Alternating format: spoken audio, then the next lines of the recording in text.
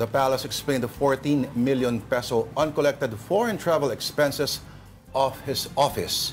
And for the details, we have Mobile Journal Julie Baiza. Julie, anong paliwanag ng palasyo tungkol dito at sino rin willing magpa-lifestyle check? Lord, nagpaliwanag nga ang palasyo doon sa 14 million pesos na uncollected foreign travel expenses na in advance ng Office of the President para sa iba't ibang ahensya ng pamahalaan. Ang sabi ni Palace Press Officer Claire Castro kanina, lumalabas daw na nag-abono yung OP para sa iba pang ahensya ng gobyerno.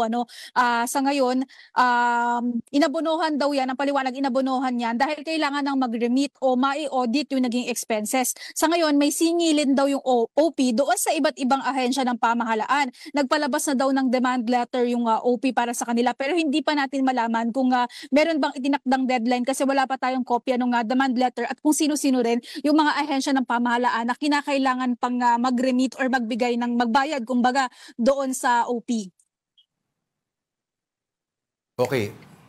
Okay, Julie, pihit lang ako konti. May reaction ba yung palasyo naman tungkol sa suspension ni Cavite Representative Kiko Barzaga? Ang sabi ni Castro kanina, ginagalang naman daw nila yung naging desisyon ng Kamara. Pero nung natanong kasi na sinasabi nga ni Barzaga na dahil sa pagiging critical niya kay Pangulong Bongbong Marcos, kaya ipinataw yung suspension. Ang sabi ni Castro kanina, hindi naman daw kasama ni Barzaga ang Pangulo nung nagpapalabas siya ng iba't ibang mga misinformation, nung may mga inilalabas siya mga video or mga dahilan kung bakit siya nasuspende. So bakit daw niya idadama o gagamitin yung pangalan ni PBBM? Ginagamit daw niya yung pangalan para ma-justify yung ginawa niya or mga disinformation na ipinakalat niya. Oo. And speaking of ang pinaghahanap ng mga pangalan, sabi raw din daw na si Cassie Ong na involved sa may Pogo issues ay nasa Pilipinas pa daw.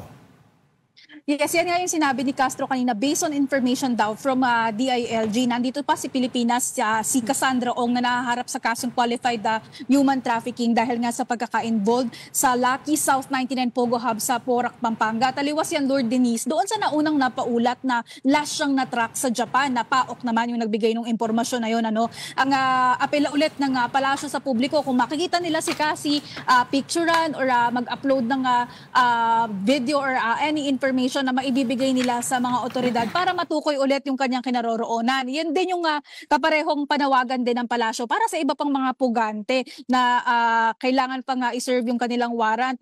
Kabilang nga dyan si dating Ako Bicol Party List Representative Zaldico na pinaniniwalaan naman na nasa Portugal. Alright. Magpapasalamat na ba tayo kay Julie Baiza? Julie Baiza ang ating Mobile Journal sa Malacanang. Thanks, Julie.